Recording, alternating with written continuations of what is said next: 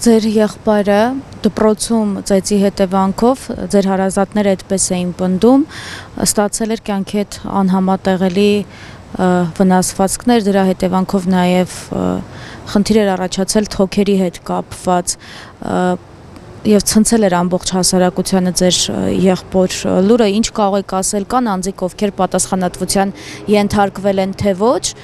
թե Նարեկ Հովհաննիսյանի գործով այդպես էլ պատասխանատվության ենթարկված չկա։ Ես, եթե ճիշտ եմ հիշում, ծեծի մասնակիցներից մեկը նույնիսկ հասցրել էր Հայաստանը լքել։ Այո, հասցրել էր Հայաստանը լքել, բայց սենց ասած ոստիկանությունը բերման ենթարկեց, բայց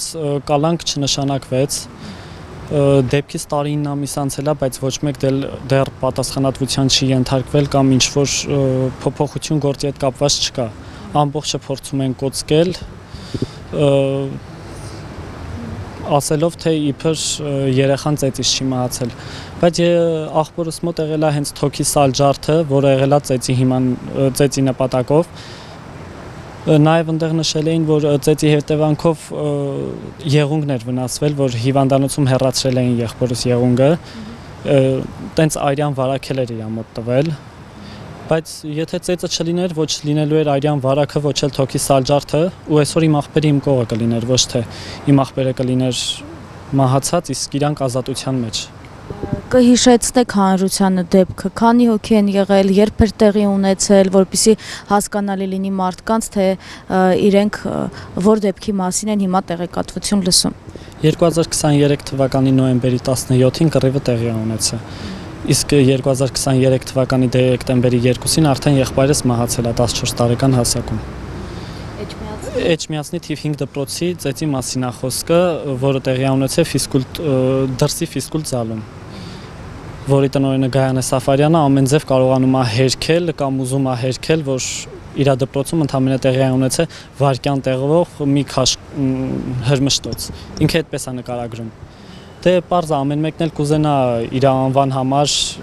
բարձր պահի իր դպրոցի պատիվը, բայց չէ, այս այդ դեպքը չի։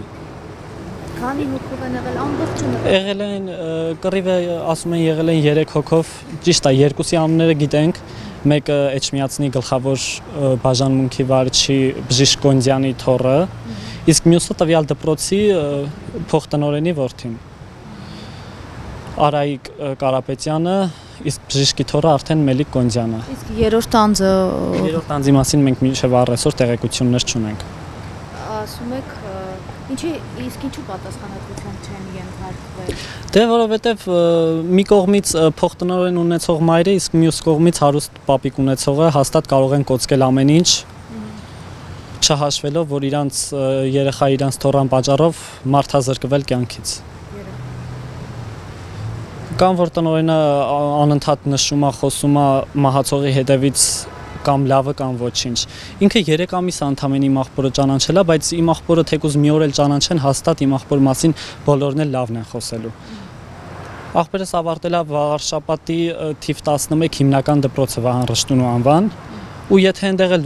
բոլոր դասատուներից դասավանդող, թե ով չի դասավանդել, իրանցից որ հարցնեք, իմ աղբոր մասին այնտեղ ոչ մեկ չի կարող վատը ասի։ Որովհետև, ահա, չեմ ասում իմ աղբերը գերազանցի կարելի է սովորելա, չէ, սովորելու առումով բոլորն էլ իրանց սահմանը, իրանց ունակությունների չափով սովորում են, բայց վարքով իմ աղբոր պես հաստատ ես կարամ ասեմ չի եղել ոչ մեկ։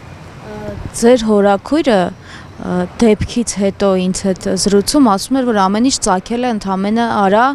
բառից։ Չգիտես ինչու ֆիզկուլտի դասատուն ներկա չի լինում այն դեպքում, երբ որ մի քանի դասարան իրար հետ ֆիզկուլտ խաղալուց են լինում։ Ինչի մի քանի դասարան իրար հետ ֆիզկուլտ խաղալուց պիտի լինեն, եթե ունեն իրանք 2 առանձին զալեր, կամ եթե երեխաները հավաքվում են 2 դասարանի երեխաները միտեղ, խիչ են հսկում իրանց, որ կռիվ է լինում։ Դե կռիվ եղել է հենց արա բառի համար, բայց կարամ ավելացնեմ, որ եղել է ամբողջ պատճառը այն ա եղել, որ աղբերս այդտեղ 3 ամսվա աշակերտ է եղել, բայց ընենց անունը ունեցել, որ այդտեղ 11 տարվա սովորողները այդ անունը չեն ունեցել։ Եղել է իրանց մեջ նախանձը ուղղակի, որ խի էս երեխան պիտի գա 3 ամիս տեղ սովորի, ամեն մեկը իրանց հարցերով գնա Նարեկ Հովհաննիսյանին դիմի, բայց մենք որ ստեղ 12 տարի է սովորում ենք, մենք այդ անունը չկարեցանք ունենանք։ Դուք ասում եք արդեն տարի 9 ամիս դեպքից անցել է եւ դեռևս որևէ պատասխանատվության ենթարկված չկա։ Գործը կա, թե գործը առհասարակ կարճվել է եւ ովքեր են քննիչներ, հսկող դատախազ։ Գործը չի կարճվել, գործը մինչև առեսօր ընթանում է։ Մենք տեղեկանում ենք մեր փաստաբանների միջոցով։ Ճիշտ ասած հիմա քննիչին դատախազին չեմ կարող անունը հիշել, նշել։ Մենք ուզում էինք դա անգամ գործը տեղափոխենք Երևան, բայց մեզ չթույլատրեցին գործը տեղափոխել էջմիածին։ Դիմումներ գրել է։ Դիմումներ այո գրվել է, բայց սենց ասած չկարողացանք գործը էջմիածին տեղափոխել Երևան։ Ուզում էինք քննիչին մենք փոխենք։ Առհասարակ ես ասեմ հիմա բոլորի վրա կասկածում եմ։ Մենք ապրում ենք այնց Հայաստանում,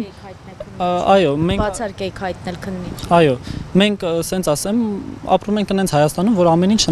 հնարավոր է։ Ես չեմ կարող վստահ լինեմ իմ դիմացի մարդը կաշառվող է թե չէ։ Իսկ բժիշկ Կոնդյանը այնքան հնարավորություններ ունի, որ իր երևակայության արդյունքներում երևի ինքը իրան թվում է, որ կարա բոլորին գնի, բոլորին առնի, բայց մոռանում է, որ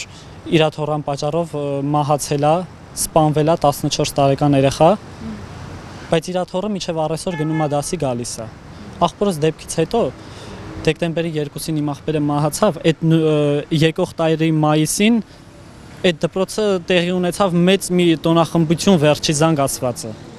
երեկոյան ժամին, որ բոլորը ցնծում էին, ինչի համար էին ցնծում։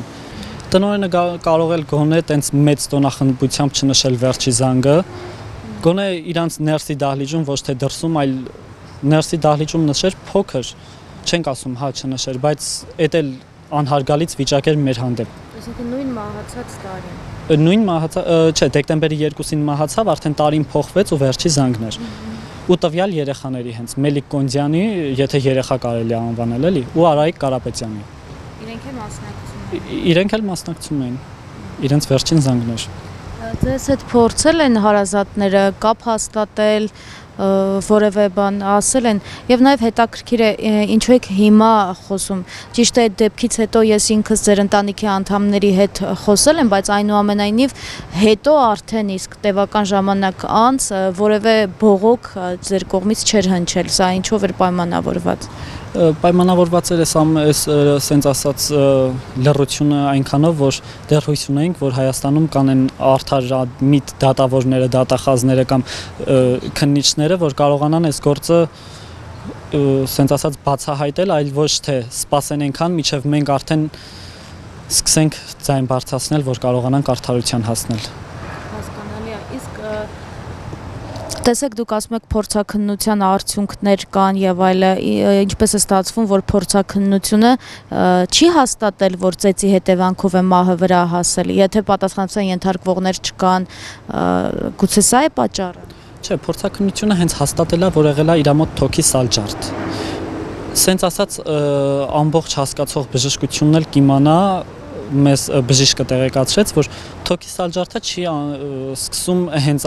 հենց այնպես էլի։ Պիտի լուրջ հարված ստանաց, որ թոքի սալջարդ քո մոտ առաջանա։ Սենց ասած գրիպ կպնելուց կամ թեթև հազից հաստատ թոքի սալջարդ չի առաջանում էլի։ Ծեծը եղել է, ծեծի հիման վրա դատաբժշկական փորձաքննությունը ասեց, որ սալջարդ է թոքի։ Կամ որ նշում են այդքան թոքաբորբ, եթե իրանք հասկանան, հաստատ չեն շեշտի թոքաբորբ ասվածը, որովհետև մի հատ թող իրանք բժիշկներին հարցնեն էլի, եթե թոքը սալջարդ է լինում, այսինքն թոքի մեջ օդ է հավաքվում, իսկ ինքը թոքը պարունակում է ջրային հատված։ Օդն ու ջուրը իրար հետ միախառնվելով առաջանում է թոքաբորբ ընդամենը ժամային կամ օրային։ Եթե չլիներ թոքի սալջարդը, չէր լինի նաև թոքաբորբը իրանց ասված։ Չգիտեմ հիմա թոքաբորբ եղել է թե չէ, ուղղակի որ իրանք հա նշում են այդ, բժիշկները արձանագրում են, որ եթե իրանք նշում են եղել է թոքաբորբ, ուրեմն կարա լինի թոքի սալջարդից։ Իմ աղբերը դեպքից ընդամենը դեպքը տեղի ունեցել նոյեմբերի 17-ին կռիվը, իսկ իմ աղբերը հոկտեմբերին ամբողջական ստուգումներ անցել։ 24 ժամով ինքը ամբողջական ստուգումներ անցել ու ինքը լիովին առողջ է եղել։ Եթե ամփոփենք կպահանջեմ բժիշկ Կոնդյանը չխառնվի գործին, քիչ փող թափի, որ կարողանա իր թորան իր կողը պահի կոծկի։ Գայանե Սաֆարյանին կասեմ ուղղակի մեծ ամոթ է, որ դուք այդ աթոռում նստած եք։ շատ մեծ ամոթ է իր համար, հենց այդ ամոթը, չգիտեմ, ինքը աթոռի կռիվ է տալի, բայց իր պատճառով, իր դպրոցի պատճառով սպանվեց 14 տարեկան իմ աղբերը։ Ուրիշ ավելացնելու բան չունեմ։ Իսկ ադրբեջան նախարար դատախազերին չկասել։ Իրենց կասեմ, եթե կան դեռ չվաճառվող փողին գերի չգնացող մարդիկ, թող կապվեն,